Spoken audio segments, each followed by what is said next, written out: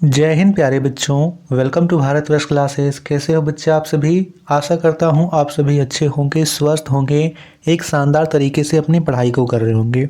तो प्यारे बच्चों, आज हम लोग जैक बोर्ड द्वारा जारी किए गए कक्षा 9 के विज्ञान विषय के मॉडल प्रश्न पत्र को हल करेंगे। ठीक है बच्चा, यह जो है वह सेट 1 है। कुल 40 प्रश्न पूछे गए हैं और प्रत्येक प्रश्न 1 अंक का है, तो कुल 40 पूर्णांक है। ठीक है, चलिए बच्चा हम समझते हुए हल करेंगे और आपको इससे अपनी जांच करनी है। कई बार मैंने आपको बताया कि इससे आप अपनी तैयारी की जांच कीजिए कि आपकी तैयारी का लेवल क्या है, क्या आप अभी 40 में 40 ला पा रहे हो। चलिए हम इसकी जांच कर लेते हैं। तो पहला प्रश्न यहाँ पे पूछा गया है बच्चा, निम्न में किन राशियों का एसआई मात्रक समान होता है। ए चाल और वेग, बी त्वरण और विस्थापन, सी बल और संवेग, डी इनमें से कोई नहीं। तो बताइए इसका सही उत्तर क्या होगा। इसका सही उत्तर होगा ए चाल और वेग। इन दोनों का एसआई मात्रक मीटर पर सेकंड होता है। तो सही उत्तर क्या होगा बच्चा, विकल्प ए सही उत्तर है। प्रश्न संख्या 2 पूछा गया है, निश्चित दिशा में वस्तु द्वारा तय की गई दूरी है, चाल, वेग, विस्थापन या त्वरण। तो उसे हम लोग बोलते हैं विस्थापन। ठीक है, ऑप्शन सी सही है। तीसरा पूछा गया है, वेग का एसआई मात्रक है। तो अभी हमने देखा कि जो यहाँ पे चाल और वेग दोनों का एसआई मात्रक मीटर पर सेकंड होता है, तो इसका दे रखा है डी में मीटर पर सेकंड, वही होगा। चाल का पूछे या वेग का पूछे, दोनों का समान होता है। चौथा प्रश्न पूछा गया है, स्वचालित वाहनों में एक यंत्र लगा होता है जो उनके द्वारा तय की गई दूरी को प्रदर्शित करता है। इस यंत्र को कहते हैं ओडोमीटर, स्पीडोमीटर, थर्मामीटर या इनमें से कोई नहीं। तो यहाँ पे थर्मामीटर तापमापी है, स्पीडोमीटर तो यह स्पीड बताता है, ओडोमीटर उसे हम लोग ओडोमीटर कहते हैं बच्चा। ऑप्शन ए बिल्कुल सही है। पांचवा प्रश्न यहाँ पे दिया गया है, यदि पिंड का द्रव्यमान दुगना कर दिया जाए और उसका वेग आधा हो जाए तो पिंड का रैखिक संवेग दुगना हो जाएगा, वही रहेगा, आधा हो जाएगा या 4 गुना हो जाएगा। तो बच्चा वह वही रहेगा। आप उसमें द्रव्यमान को दुगना कर दीजिए और वेग को आधा, तो क्या होगा, यहाँ 2 से तो 2 कट जाएगा, लेकिन वह वही रहेगा। तो वहाँ पे इसका सही उत्तर होगा विकल्प बी। यानी कि यहाँ पे जो बच्चा P बराबर एम भी रहेगा, P बराबर एम भी ही रहेगा, ये आपको ध्यान रखना है। छठा प्रश्न पूछा गया है, यदि दो वस्तु A और B के द्रव्यमान क्रमशः 6 kg है तथा 34 kg हो, तो अब इसमें 4 विकल्प हैं। ए का जड़त्व बी के जड़त्व से अधिक होगा, बी का जड़त्व ए के जड़त्व से अधिक होगा। सबसे पहले आपको समझ लेना है कि जिसका द्रव्यमान अधिक होगा उसका जड़त्व भी अधिक होगा। तो किसका जड़त्व अधिक है, बी का, यानी बी का जड़त्व ए के जड़त्व से अधिक होगा। विकल्प बी आपका बिल्कुल सही है। सातवां प्रश्न पूछा गया है, न्यूटन गति के किस नियम को जड़त्व का नियम भी कहा जाता है। तो इसे प्रथम नियम को कहते हैं। यानी कोई वस्तु यदि गति अवस्था में है तो वह गति में ही रहेगी, विरामावस्था में तो विरामावस्था में ही रहेगी, जब तक उसमें कोई बाहरी बल ना लगे, यही प्रथम नियम कहता है। रॉकेट किस सिद्धांत पर कार्य करता है। तो संवेग के संरक्षण का सिद्धांत, यानी विकल्प सी बिल्कुल सही उत्तर है। 60 kg द्रव्यमान के किसी मनुष्य का भार चंद्रमा पर क्या होगा। यहाँ पे देखिए, यहाँ पे सबसे पहले दे रखा है द्रव्यमान। द्रव्यमान की बात करें तो चंद्रमा पर भी और पृथ्वी पर भी, यहाँ पे द्रव्यमान तो दोनों जगह समान रहेगा, लेकिन भार बदल जाएगा। सबसे पहले हम निकाल लेते हैं व्यक्ति का पृथ्वी पर भार क्या होगा। 60 kg द्रव्यमान दे रखा है बच्चा, तो हम भार कैसे निकालेंगे, वेट बराबर होता है एम जी, यानी एम इंटू जी। यहाँ पे दे रखा है 60 kg है m और g हमें 10 लेना है, तो 60 की गुना 10 से होगी, यानी 600 n। 600 n आ गया भार यहाँ पे पृथ्वी पर। हमें चंद्रमा पर भार पूछ रखा है। हम जानते हैं कि चंद्रमा पर भार पृथ्वी के भार के 1/6 होता है। इसको गुना कर देंगे 1/6 से, 6 का पहाड़ा में 100 बार में कट गया 600, 100 की गुना 1 से करेंगे तो 100 n भार होगा चंद्रमा में। पृथ्वी पर बात करें तो पृथ्वी पर होगा 600 n। ठीक है, द्रव्यमान दोनों जगह समान होगा। 10वां प्रश्न पूछा गया है, यदि दो वस्तुओं के बीच की दूरी को आधा कर दिया जाए तो उनके बीच का गुरुत्वाकर्षण बल किस प्रकार बदलेगा?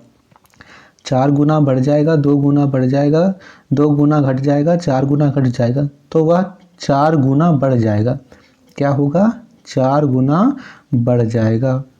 11वां प्रश्न है, ध्वनि किस माध्यम से गमन करती है? ठोस, तरल, गैस। उपरोक्त सभी से गमन कर सकती है बच्चा, ठोस में भी, तरल में भी और गैस में भी। भले इसकी गति कम अधिक हो सकती है लेकिन गमन तीनों से कर सकती है।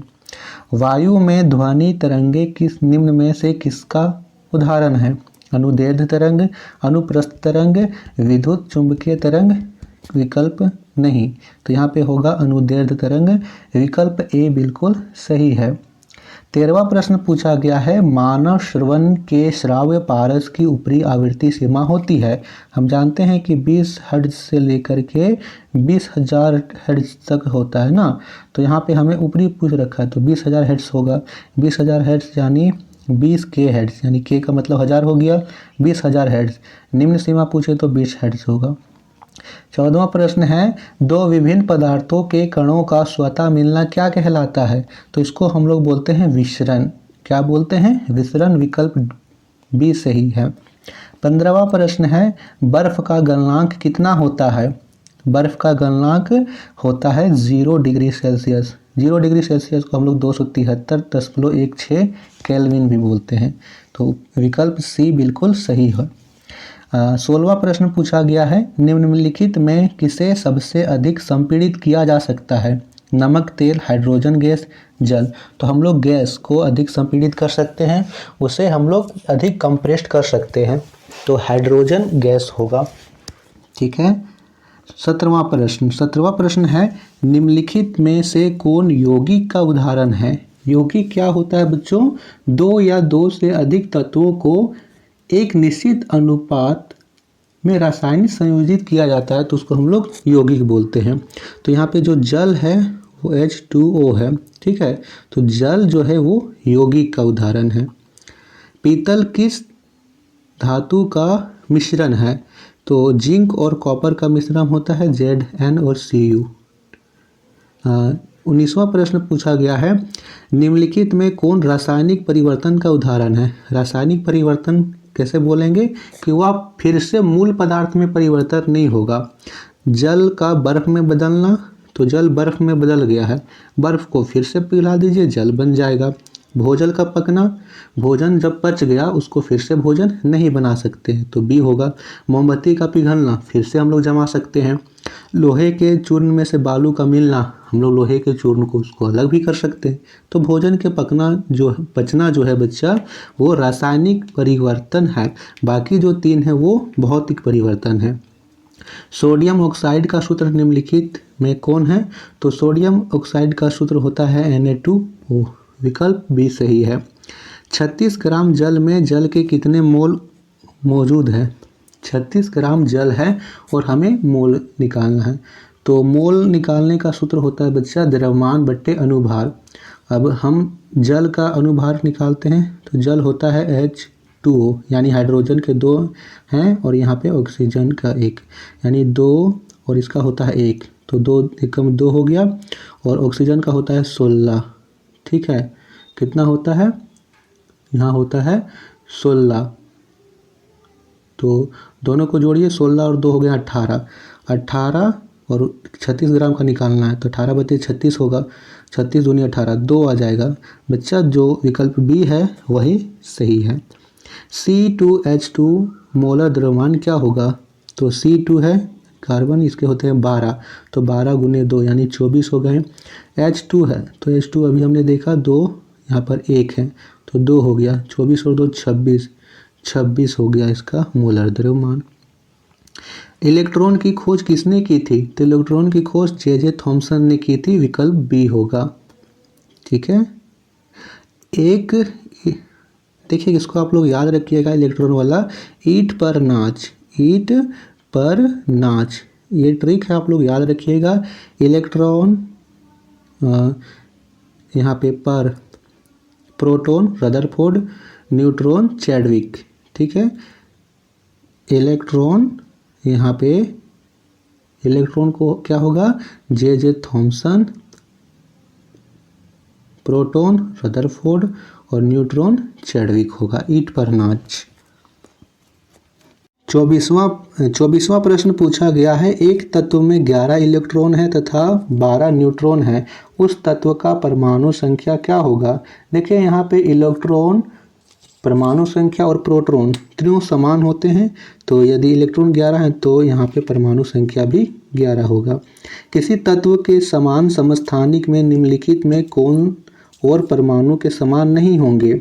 इलेक्ट्रॉन, प्रोटॉन, न्यूट्रॉन, इलेक्ट्रॉन तथा प्रोटॉन दोनों, बताइए क्या होगा। तो यहाँ पे होगा न्यूट्रॉन, विकल्प सी। निम्नलिखित में कौन एक कोशिकीय जीव के उदाहरण है। गेहूं, अमीबा, गेहूं, चिड़िया, अमीबा, प्याज। तो अमीबा एक कोशिकीय जीव का उदाहरण है। लाइसोसोम का निर्माण कौन करता है।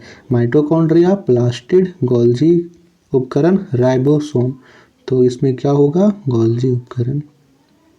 कोशिका झिल्ली के आर पार पदार्थ का आना जाना किस प्रक्रिया के द्वारा होता है।